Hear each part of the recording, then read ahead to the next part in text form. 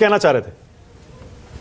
नहीं, मैं ये कहना चाहूँ, ये जो कॉन्डिसेंडिंग एटीट्यूड है ना राहुल गांधी को लेकर, यही बीजेपी के पतन का कारण बन रहा धीरे धीरे। ये जो एक कॉन्डिसेंडिंग तरीके से, बड़ी नफरत की नजर से देखने की जो कोशिश है, ये दरअसल अंदर का एक इंफीरियरिटी कॉम्प्लेक्स है जो निकल नहीं जाते हैं। 40% अटेंडेंस उनकी, तो कॉन्डिसेंडिंग मैंने आपको डिस्टर्ब नहीं किया, ये जो मैंने कहा ना, ये कांग्रेस की पतन का कारण भी ये था कि कांग्रेस बीजेपी को बड़ा कॉन्डिसेंडिंग तरीके से देखती थी। अब ये भाई कॉन्डिसेंडिंग एटीट्यूड इधर भी आ गया है कि आप सामने वाले को निकृष्ट साबित करने की कोशिश करिए, वो कुछ भी नहीं। ये बहुत बड़े बड़े प्रोपेगेंडिस्ट जो हैं, ये सही है काम करते हैं और इनको करना भी चाहिए, बिकॉज क्योंकि ये प्रोपेगेंडा अच्छा है। सवाल क्या है? सवाल, जब मैंने अटल बिहारी वाजपेयी के बारे में कहा, तो मैंने अटल बिहारी वाजपेयी की शान में एक शब्द ऐसा नहीं बोला, क्योंकि मैं अटल बिहारी वाजपेयी का सम्मान करता हूं और मैं राहुल गांधी का भी सम्मान करता हूं, मैं नरेंद्र मोदी का भी सम्मान करता हूं, लेकिन मैं उन लोगों की निंदा करता हूं जो सामने वाले राजनेता को निकृष्ट और कॉन्डिसेंडिंग एटीट्यूड के साथ बात करते हैं। This is condemnable and this should be condemned. Okay, all right. Vijay ji, आप कुछ कहना चाहते हैं? पहले के शर्मा बोलिए। आलोक जी को बुलाइए, जरा टाइम खत्म हो रहा है। के शर्मा बोलिए। नहीं, देखिए, बहुत अच्छी बात अभी कही आशुतोष जी ने कि 99% इस देश के पत्रकार प्रोपोगंडा करते हैं। 1% पत्रकार मात्र है जो प्रोपोगंडा नहीं करते। उसमें एक माननीय सम्मानित आशुतोष जी हैं और एक विजय त्रिवेदी जी हैं। ये तो ब्रह्म वाक्य बोलते हैं, ये प्रोपोगंडा में थोड़ा विश्वास करते हैं। ये जो बोलते हैं ब्रह्म वाक्य है इन लोग का। अभी इन्होंने कहा आशुतोष जी ने कि हजारों करोड़ डॉलर खर्च करके जो है इनकी राहुल गांधी की प्रतिष्ठा को धूमिल करने की बात की गई, कोशिश किया गया। ये हजारों करोड़ डॉलर देके हमने कहा था कि जाके सुप्रीम कोर्ट के जो निर्णय उसको जो है झूठे रूप से पेश कीजिए। ये राहुल गांधी ने खुद बोला है ना, ये हजारों करोड़ डॉलर लेके बोला है। ये हजारों करोड़ डॉलर देके उनको कहा गया था कि जाके विदेश में जॉर्ज सोरोस से बैठ के मीटिंग कीजिए, जो भारत की लोकतंत्र को खत्म करने की बात कर रहा है। ये हजारों करोड़ भारत किसने खर्च किए थे आशुतोष जी? और अभी आप कह रहे हैं किसी के विरुद्ध बोलना। आप कितना जहर गुगले हैं मोदी जी के विरुद्ध में, ये आपके पुराने सारे बाइट निकल जाएंगे। क्यों परेशान होते हैं? इसलिए इतना भी वो मत बनिए। विजय जी अभी समझा रहे थे बहुत कुछ कि कुछ किया हो ना किया हो, भारतीय जनता पार्टी को अपने मुद्दे पे लौटा दिया है। कौन सा मुद्दा था सर जिससे हम हट गए थे? अरे नहीं, आपके मुद्दे पर नहीं लौटा दिया है, कांग्रेस जाति के मुद्दे पर ले आई है। नहीं, आपका तो मुद्दा था ही नहीं कभी जाति। ना, सुन, माना उनकी एक लाइन थी सर, उनकी एक लाइन थी। अरे हम राहुल गांधी ने भारतीय जनता पार्टी को अपने मुद्दे पे लौटा दिया। हाँ, अपने मुद्दों पर ले आए हैं वो। हाँ, क्या राम मंदिर? हाँ, नहीं, अपने मुद्दे मतलब हमारे मुद्दे की नहीं, आपके नहीं, राहुल गांधी अपने मुद्दों पर ले आए हैं बीजेपी को। आप गलत समझ रहे हैं। उनका क्या मुद्दा है? राहुल गांधी का मुद्दा आप मुझे बता दीजिए। अच्छा, ओके, अब रुक जाइए एक सेकंड। वो वही तो सारे मुद्दे हैं। अरे के शर्मा, यही तो डिबेट हो रही है। वो अपने खुद कंफ्यूज है सर। अरे नहीं, अच्छा आशुतोष जल्दी से बोलिए। आशुतोष क्या कह रहे हैं? मैं आपको कह रहा हूँ आशुतोष। हाँ, नहीं, आप मुझे मेरी बात तो पूरी होने दीजिए साहब। बात तो यहाँ तो बैठ के अभी आपने सबसे जो है ढेर सारा प्रवचन जो है भाजपा के अगेंस्ट करवाया है। आज सारे नाराज हैं। आज आलोक जी नाराज है, के शर्मा नाराज है, आज सब ठीक है। आज बिल्कुल ठीक हो जा रहा है। अरे आलोक जी चलेंगे उठ के राहुल गांधी के खिलाफ हो रहा है। आप कह रहे हैं कि बीजेपी के खिलाफ हो रहा है। ये राजनीतिक, सुन लीजिए, मैं राजनीतिक विश्लेषकों के विश्लेषण से कतई नाराज नहीं हूं, लेकिन जवाब देने का हक मुझे भी उतना ही है। ठीक है, क्योंकि मुझे भी कुछ जल्दी से बोलिए, टाइम खत्म हो जाएगा। जल्दी से जल्दी से।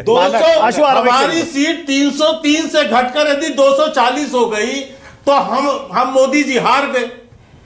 और ऐसे चुनाव हारना जीतना कोई मतलब नहीं रखता। हार जीत तो चलती रहती है, लेकिन भारतीय जनता पार्टी की सीट 303 से 240 हो गई तो मोदी जी हार गए। ये इतना दोहरा चरित्र लाते कहां से हैं आप? ओके आशुतोष, अब आप बोलिए। आशुतोष बोलिए। समझ नहीं आता आशुतोष, ये कौन सा विश्लेषण है आपका? आशुतोष, ये दर्शकों को भी बताइए। राहुल गांधी चुनाव हार गए अमेठी में, वो सब हार जीत चलती रहती है। ओके, रुकिए ना, अब आशुतोष बोल रहे हैं। ओनली आशुतोष। 303 से आशुतोष मोदी जी हार गए। बोलिए आशुतोष। ठीक, सत्ता में बैठे हुए लोग, सरकार, 3 बार की सरकार अगर किसी पत्रकार की आलोचना करती, बुराई करती, तो मैं इसको तमगे के तौर पर देता। मुझे तकलीफ तब होगी जब के शर्मा आपके दुर्विचारों का जो है, एक मिनट रुकिए ना, बोलने दीजिए, अरे रुकिए ना, बोलने दीजिए, ओनली वन। हाँ, तो के शर्मा का दिया गया एक एक शब्द मेरे लिए तमगा है, क्योंकि मैं सरकार की चाटुकार करने वाला पत्रकार नहीं हूं। मैं सेल्फी खोर पत्रकार नहीं हूं कि बड़े बड़े नेताओं मंत्रियों के साथ सेल्फी खिंचवाकर अपने फेसबुक को डालूं। जो डालते हैं मैं उनको पत्रकार नहीं मानता।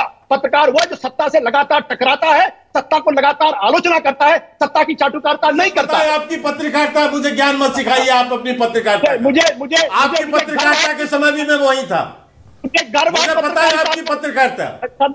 अगर आप मेरी तारीफ करेंगे तो मुझे खुलवाएंगे तो टीवी में टिक नहीं पाएंगे। आप जैसे पत्रकारिता का ज्ञान दे दूंगा तो टिक नहीं पाएंगे टीवी में, भाग खड़े होंगे। आप जैसे प्रवक्ता जब गाली बता दूं तो भाग खड़े हो जाओगे आप। अरे रुकिए, आपस में क्यों लड़ रहे हैं? रुक जाइए एक सेकंड, एक दूसरे पर। शर्मा जी, जब आप मुझे गाली देते हैं तो मुझे खुशी होती है। रावण को भी तमगा मिला। अच्छा, एक सेकंड, विजय त्रिवेदी रुकिए एक सेकंड, प्लीज रुकिए। विजय जी, हमने सोचा था मीनिंगफुल डिबेट करेंगे, राहुल गांधी की राजनीति पर, बदली हुई पॉलिटिक्स पर विश्लेषण होगा। आलोक जी उठ के चले गए, के शर्मा अलग नाराज हैं।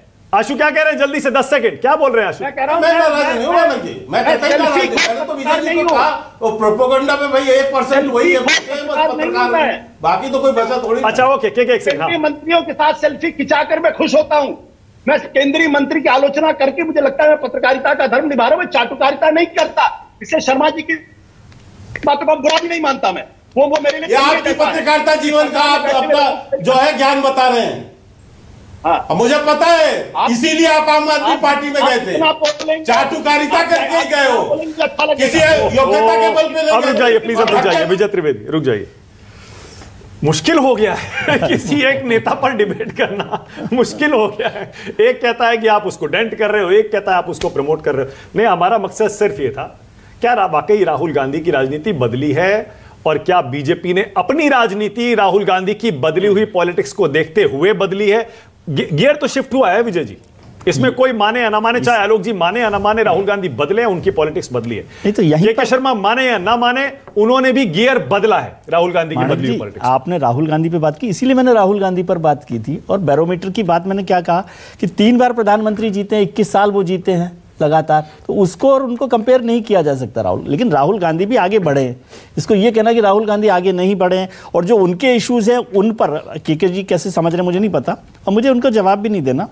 मैंने कहा कि राहुल गांधी के जो इशू थे उन पर भी भारतीय जनता पार्टी आना पड़ा है, जैसे का संसद जो सबसे बड़ा इशू है, नहीं आए हैं तो भी अच्छी बात है, ये भी उनको तय करना है। अब बैरोमीटर का मतलब, जैसे आपने कहा कि भाई वाजपेयी जी बीजेपी जो है 0 से शुरू हुई थी, तो इसलिए उसको कंपेयर वैसे नहीं कर सकते। और बैरोमीटर तो चुनावों में हार जीत होती रहती है। अभी 3 बार तीनों राज्यों में भारतीय जनता पार्टी जीत गई, कांग्रेस हार गई, लेकिन तेलंगाना में कांग्रेस जीत गई। तो ये तो सब चलता रहता है ना, इसमें कोई बड़ी बात नहीं है कि क्या हो रहा है। और इतने निजी हमले, मैं के शर्मा को बहुत लंबे समय से जानता हूं, वो बहुत बेहतर लोगों में से है, नहीं करने चाहिए खासतौर से अपने मित्रों पर, लेकिन वो उनकी इच्छा है, मेरे को उनका भी जवाब नहीं देना। मैं अपनी बात नहीं कर रहा, आशुतोष की बात कर रहा हूं। लेकिन क्या भारतीय जनता पार्टी इस सब चीज़ों पर रिकंसीडर कर रही है? जब जेपी नड्डा साहब कंगना रनौत को 2 बार बुलाकर यदि समझा रहे हैं, अच्छी बात है, तो ये इसका मतलब कहीं ना कहीं कोई बदलाव को गंभीरता से लिया जा रहा है। स्मृति ईरानी जी का जिक्र किया, स्मृति ईरानी जी किस इंटेंशन से कह रही थी, क्या नहीं कह रही थी, ये अच्छी बात है कि वो उसको राहुल जी को सीरियसली ले रही हैं। यदि वो चुनावों से पहले सीरियसली लेती तो शायद हो सकता है नतीजे भी कुछ बदल सकते थे।